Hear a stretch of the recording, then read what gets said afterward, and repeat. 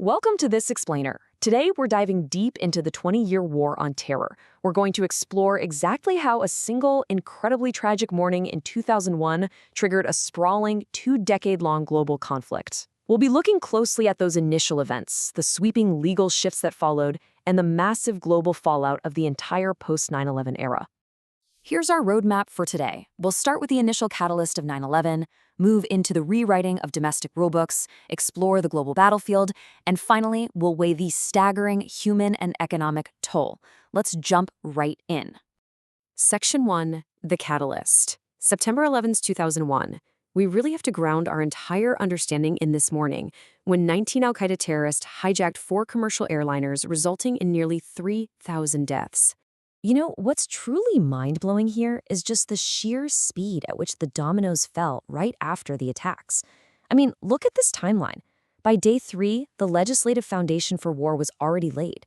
And by day 26, October 7th, 2001, the US and British forces were already initiating aerial bombing campaigns in Afghanistan.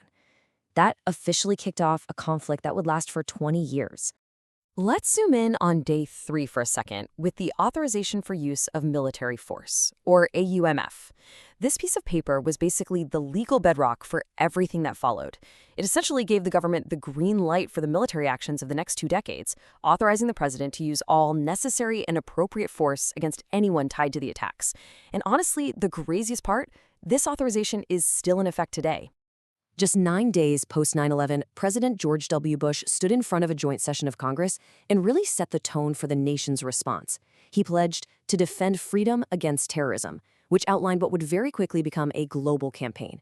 He officially announced a war on terror, aimed at bringing Osama bin Laden to justice and stopping other terrorist networks in their tracks. Which brings us to Section 2, Rewriting the Rulebook, Domestic Security and Legal Shifts. Because this war wasn't just happening abroad, it triggered the largest restructuring of the US government in modern history. The United States totally overhauled its domestic security apparatus. The Homeland Security Act created a completely new department just to coordinate anti-terrorism efforts. The FAA mandated reinforced airplane cockpits and started putting sky marshals on flights. Plus, the NSA was handed broad new powers, starting warrantless surveillance of telecommunications between the US and people overseas. It was a massive shift. But, as you might expect, with sweeping security comes intense controversy. Take the USA Patriot Act. On one hand, the government's stated goal was to detect and prosecute terrorism by lifting certain surveillance restrictions. But on the flip side, civil liberties groups fought back hard. They argued that it blatantly invaded citizens' privacy and essentially bypassed crucial judicial oversight. And this rulebook rewrite definitely extended overseas, bringing in some highly controversial new tactics. The U.S. set up the Guantanamo Bay detention camp for illegal enemy combatants. And, as we later found out from a CIA inspector general, the agency used covert black sites and practices they called enhanced interrogation. Human rights organizations and legal experts across the board have widely condemned these practices as human rights violations and torture. All right, Section 3, the global battlefield, expanding the war on terror. At this point, the conflict is rapidly outgrowing the borders of the US and Afghanistan. A huge driver of this expansion was international alliances. Get this.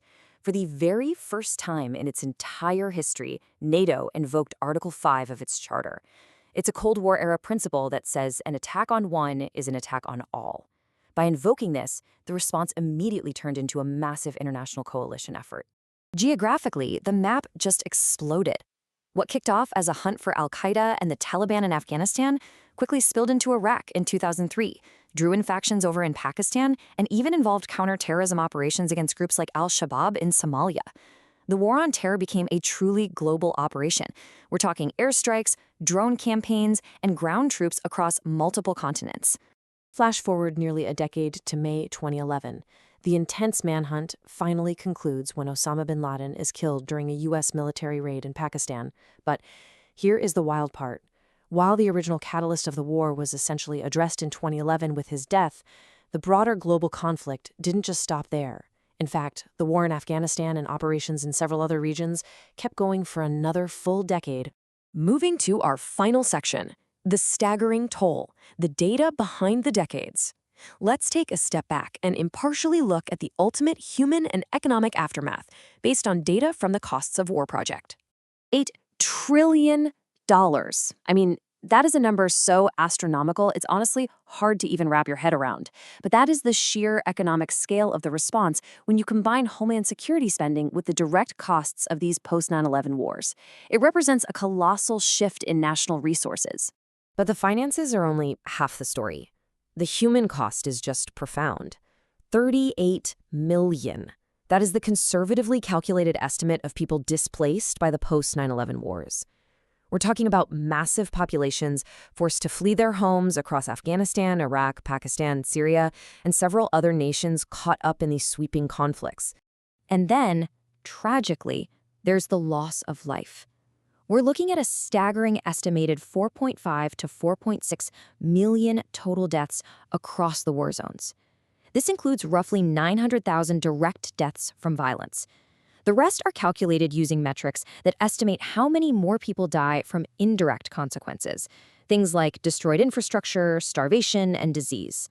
Now, while the global shockwaves were massive, we also have to look at the physical legacy right where it all started.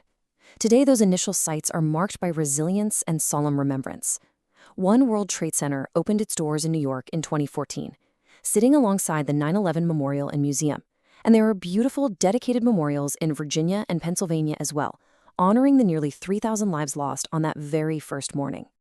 So, as we wrap up this explainer, looking at the laws rewritten, the trillions spent, and the millions of lives permanently altered across the globe, it leaves us with one massive, incredibly complex question. Did the 20-year war on terror ultimately make the world safer, or did it simply set the stage for decades of new conflicts? It's a profound thought to sit with as we continue to navigate the world this era left behind. Thanks so much for joining me to explore this critical piece of modern history.